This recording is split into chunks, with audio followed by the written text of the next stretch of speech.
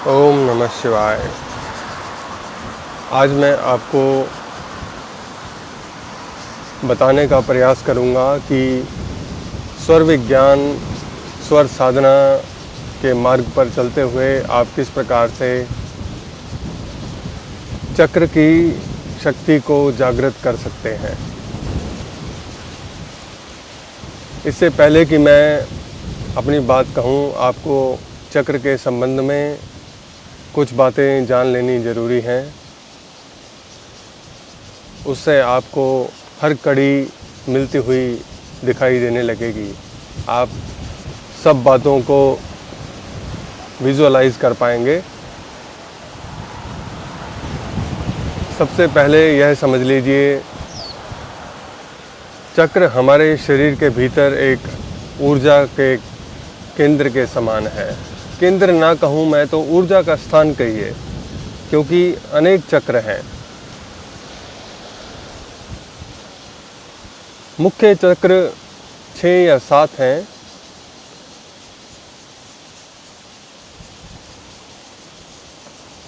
जैसे चाकू सब्जी काटने के काम आता है, ये उसकी स्वाभाविक अवस्था है। स्वाभाविक उसका प्रैक्टिकल यूज़ है कि आप चाकू से सब्जी काटते हैं, और अगर वही चाकू से कभी उंगली कट जाती है सब्जी काटते हुए, तो आप कहते हैं हाँ ध्यान नहीं दिया होगा, है ना। ऐसा हम बोलते हैं कि ध्यान नहीं दिया होगा इसलिए उंगली कट गई। और उसी चाकू से कोई कलाकार एक लकड़ी के टुकड़े पर बहुत सुंदर आकृति बना देता है। क्या यह गुण उस चाकू में छुपा हुआ था? क्या उस गुण को परिवर्तित किया गया? ऐसा ही कुछ चक्रों के समान है। साथ जो है हमें समझना होगा, मूलाधार चक्र जो कि हमारा पहला चक्र है, जब हम सीधे होकर बैठते हैं, भूमि पर आपके शरीर का जो हिस्सा स्पर्श कर रहा है उससे लगभग 1 से 1.5 इंच ऊपर मूलाधार चक्र विराजमान है। और ये ही वो स्थान है जहाँ कुंडलिनी शक्ति विराजमान है। जब मूलाधार चक्र अपनी प्राकृतिक अवस्था में होता है तो वह काम वासना में उलझा होता है। काम वासना में हम उसका प्रयोग करते हैं और सृष्टि का विकास करते हैं।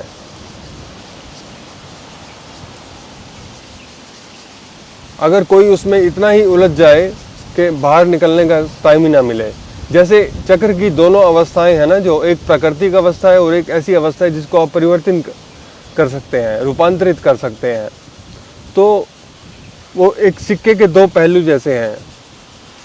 अगर आपने सिक्के का एक ही पहलू देखा और आपने दूसरा पहलू स्वीकार ही ना किया, क्योंकि आपको तो दिखाई नहीं देता। लॉजिकली देखें तो ये बात ठीक भी है। आप जब सिक्का अपने हाथ में रखेंगे तो दूसरी तरफ तो आप उसको देख नहीं पाएंगे। ऐसे ही जब आप काम वासना में उतरते हैं तो आपको ये ख्याल ही नहीं आता, आप ये सोच भी नहीं पाते कि इससे कुछ उल्टा भी हो सकता है, क्योंकि आप वहाँ जा ही नहीं पाए, अभी वहाँ उसका कोई अनुभव ही नहीं। लेकिन जब तक हम उसके प्राकृतिक रूप को, और काम वासना में भी उतरने की 2 संभावनाएं हैं।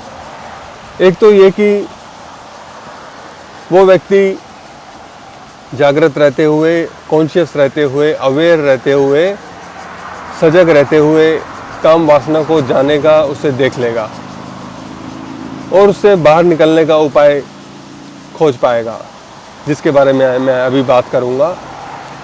दूसरी संभावना उसकी ये है कि काम वासना में इतना डूब जाए कि सारी शक्ति का विनाश कर ले। जैसे मुझे कोई पूछता है कि गुरुजी मेरा वीर्य ख़त्म हो गया है, मैं अब क्या करूं। हालांकि ये टेक्निकली गलत है बात, वीर्य कभी ख़त्म होता ही नहीं। जैसे जैसे हम जब तक हम जिंदा हैं वो तो तब तक ऊर्जा वो ख़त्म होती नहीं। खाना खाते हैं तो बनता रहता है, लेकिन आपने शक्ति से आप चूक जाते हैं। आप शक्ति जो है ना, हम जैसे ताकत है, हम उसको एंजॉय करते हैं अनेक कामों में।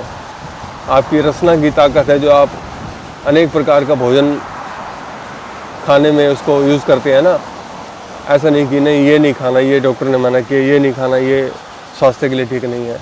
रसना की शक्ति का प्रयोग करते हैं, आप सब कुछ खा लेते हैं जो भी आपको खाने की इच्छा होती है। ऐसे ही जब आप काम वासना में उतरते हैं और शक्ति का पूरा आप प्रयोग करके शक्ति का बिंदु का विनाश कर देते हैं, तो ऐसे लगता है कि अब तो कुछ बचा ही नहीं। तो उस सिक्के को पलटने की, उसके शक्ति के दूसरी ओर जाने की संभावना बहुत कम हो जाती है। और उसकी दूसरी संभावना ये है कि हमने जागृत रहते हुए, जागते हुए उस शक्ति को समझा, उसे देखा और अब हम प्रयास कर रहे हैं सिक्के को पलटने का। या मैं यूँ कहूँ कि वो सिक्का अपने आप ही पलट जाएगा, ऐसा कहना ज़्यादा उपयुक्त होगा। वो सिक्का अपने आप ही पलट जाएगा और सिक्का पलटते ही जैसा पहले था वैसा अब कुछ नहीं रहेगा। जैसे आपका देखने का नज़रिया, सोचने का नज़रिया था, वो अब बिल्कुल ही बदल जाएगा। अनेक लोगों ने मुझे ऐसे बोला है, मैं उनको डायरेक्टली बोला नहीं, लेकिन कुछ कुछ लक्षण ऐसे दिखाई देते हैं जैसे सिक्का पलट रहा है।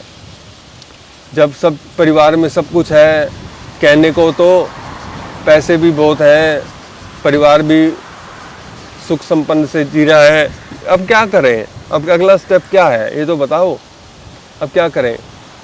अब कुछ समझ नहीं आता, दिशाहीन सा मामला पड़ता है, मामला के सब कुछ दिशाहीन हो गया है। तो ये संभावना कुछ कुछ लगती है ऐसे कि जैसे सिक्का पलट रहा है, ऐसे मुझे दिखाई देता है कभी कभी। किसी किसी साधक में ऐसा लक्षण प्रतीत होता है। लेकिन सिक्का पलटने के बीच की एक घटना होती है जो कि महा अंधकार की घटना है। जैसे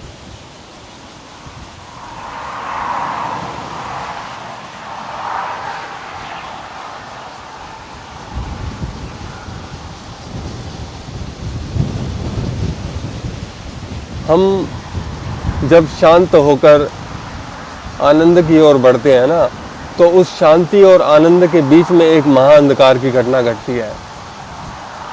जिसने उसको पार कर लिया वो सिक्का पलट देगा, वो उस ऊर्जा को परिवर्तित कर देगा।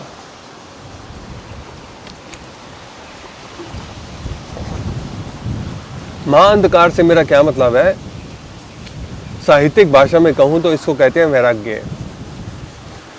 जब वैराग्य का अनुभव होने लगता है, जब ऐसे लगने लगता है कि मेरे बगल में बैठा हुआ मेरा वो रिश्तेदार, मेरा वो संबंधी, मेरा वो प्रेमी, क्या ये वही है जिसकी मुझे खोज थी? माता पिता, बहन भाई, बंधु, पति पत्नी।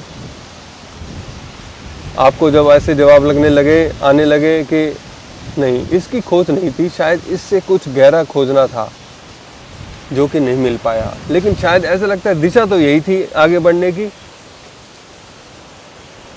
तो जब आप उस अंधकार में बिना समझ के चले जाते हैं ना, तो बहुत दुख होता है, क्योंकि वो अंधकार बिल्कुल वहाँ कोई नहीं है आपका।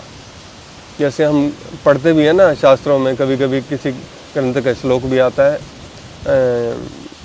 जो भर्तृहरि ने वैराग्य शतक में भी लिखे हैं ऐसे श्लोक कई, कि उस अंधकार में पहुंचने के बाद ऐसा लगता है कोई नहीं है मेरे पास।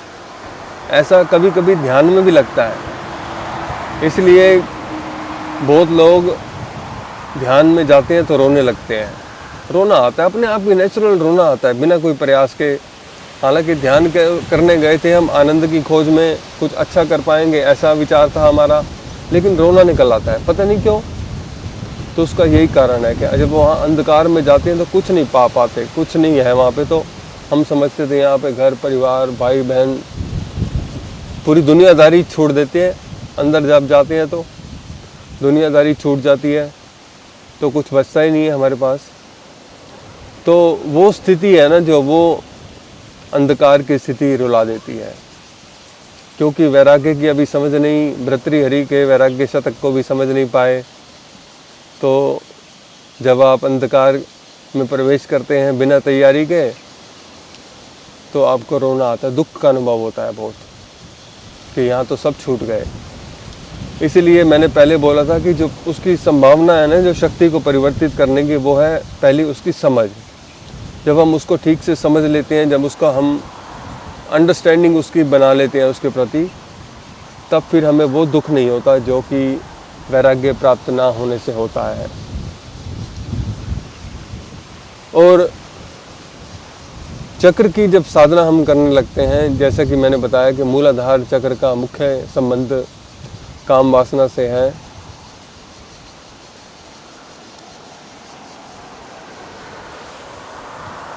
काम वासना की शक्ति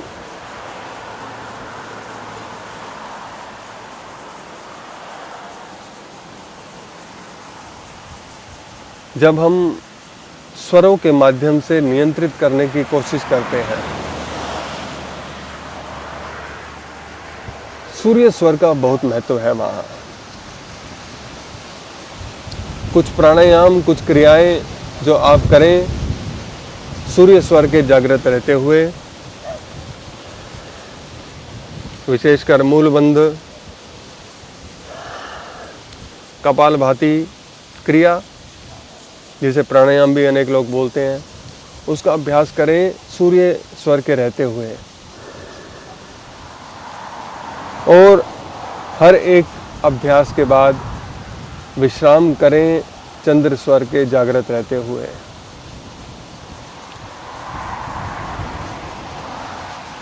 लेकिन ऐसा तब हो पाएगा जब आप बहुत ज़्यादा पारंगत हो जाएंगे स्वर को बदलने में। अभी तो अनेक लोग पूछते हैं ऐसे कि स्वर को कैसे बदला जाए बिना लेटे। आप थोड़ा अभ्यास तो करो, उतरो तो सही। अब बिना साइकिल को कैसे चलाया जाए बिना सहारा लिए, अभ्यास करेंगे तो बनेगा ना बैलेंस। जब 3 या 5 सेकंड से ज़्यादा ना हो समय, जब आप अपना स्वर बदल पाते हैं ना 5 सेकंड के अंदर अंदर, तो एक प्राणायाम ख़त्म करते ही स्वर बदल के चंद्र स्वर में विश्राम किया, फिर सूर्य स्वर में उसका अभ्यास किया। अभी जो बताया आपको मूलबंध और कपालभाति का।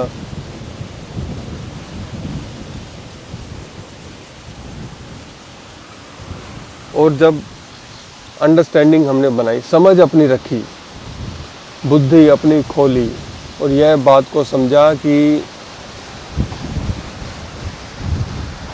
पूरा संसार जो 2 बातों की ओर घूम रहा है, काम वासना और धन वासना। कोई भी आप काम करते हो इन 2 बातों के कारण करते हो ना। सारा आपके डिसीजन मेकिंग, आपको लगता है कि आपने प्रॉफिट, परिवार, इन सबको देख के डिसीजन लिया, लेकिन मूल में उसके 2 बातें होती हैं, एक काम वासना और एक धन वासना। तो जब आप इसको समझ लेंगे, अभी धन की बात भी बाद में करेंगे दूसरे चक्र में, अभी काम की बात कर रहे हैं। जब काम को समझ के आप जब इतना अपने आप को देख पाएंगे कि आज जो मैंने कपड़ा पहना वो भी काम वासना के शिकंजे में फंसकर पहना, आज जो मैंने अपने चेहरे को शीशे में देखा वो भी काम वासना के प्रभाव में आकर देखा। जब इतनी समझ हो जाएगी ना, तब इन क्रियाओं के माध्यम से चक्र की जागृति होनी शुरू होगी। और लक्षण इसका मैंने पहले बताया कि जब वैराग्य होने लगता है, वैराग्य हो रहा है, वैराग्य हो रहा है। हाँ, हंस रहे हैं सबके साथ, बात दुनियादारी में सब काम कर रहे हैं, नए कपड़े भी खरीद रहे हैं, शॉपिंग करने भी जा रहे हैं, कोई ऐसा काम नहीं दुनियादारी का जो नहीं कर, लेकिन अंदर से वो सुई चुभ रही है, अंदर से वो चुभन है